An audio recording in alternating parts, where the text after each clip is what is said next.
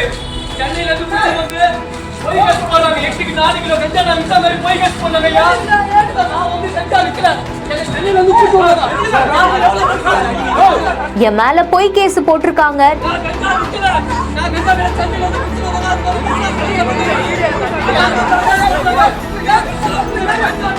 நான் எந்த போதைப் பொருளையும் விக்கல. கத்தி கூச்சலிட்டபடியே சென்ற இளைஞர் நேத்து 5:30 மணிக்கு போயிட்டு என் பையனை இட்டு வந்துட்டு என் பையனை வந்து எந்த தவறும் செய்யாதவனா 5-4 கிலோ கஞ்சாவை சேர்ந்து பொய்யான வழக்கு பதிக்கிறாங்க காவல்துறை. அழைத்து செல்ல விடாமல் வாகனத்தில் ஏறி அமர்ந்து தாய் செய்த செயல். எனக்கு இருக்குது ஒரே ஒரு பையன்.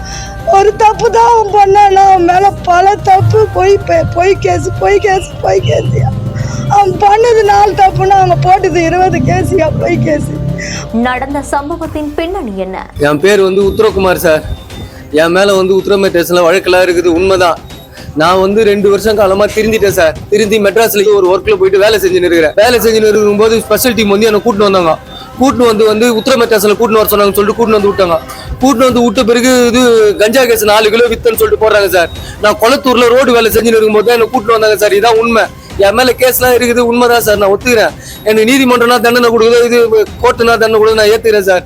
திருந்தி 2-3 வருஷமா திருந்தி வாழறேன் சார். காஞ்சிபுரம் மாவட்டம் உத்திரமேரூர் அடுத்த திருப்புலிவனம் கிராமத்தை சேர்ந்த கண்ணன் அப்படிங்கிறவங்களுடைய மகன் உத்திரகுமார் மேல வழக்குகள் நிலுவையில இருந்துட்டு வந்ததாகவும் சொல்லப்படுது. அண்ட் இந்த நிலையில தான் சில ஆண்டுகளாவே எந்த குற்ற செயல்களையும் சிக்காம திருந்தி வாழ்ந்துட்டு வந்ததாகவும் கூறப்படுது. அண்ட் இதனை அடுத்து சென்னையில இருக்கக்கூடிய ஒரு தனியார் கட்டுமான நிறுவனத்துல வேலையும் செஞ்சுட்டு வந்திருக்காரு. அண்ட் இதனை அடுத்துதான் காஞ்சிபுரம் மாவட்ட உத்திரமேரூர் காவல் நிலைய சிறப்பு பிரிவு போலீசார் உத்திரகுமார கஞ்சா மேற்கொண்டதா கைதும் செஞ்சிருக்காங்க. கைது செஞ்சதை தொடர்ந்துதான் விபரீத முடிவெடுக்க முயற்சி செஞ்சதாகவும் சொல்லப்படுது. அண்ட் இந்த நிலையில தான் காவலர்கள் அவரை கைது செஞ்சு அழைச்சிட்டு போன நிலைமையில என் மேல பொய் கேஸ் போடுறாங்க, நான் எந்த போதைப் பொருளும் விக்கல அப்படின்னு கத்தி கூச்சலிட்டபடியே போயிருக்காரு. அண்ட் அது மட்டும் இல்லாம உத்திரகுமார அழைச்சிட்டு போக விடாம அவருடைய தாயார் வாகனத்துல ஏறி அமர்ந்த சம்பவம் பெரும் பரபரப்பையை ஏற்படுத்தி இருக்கு.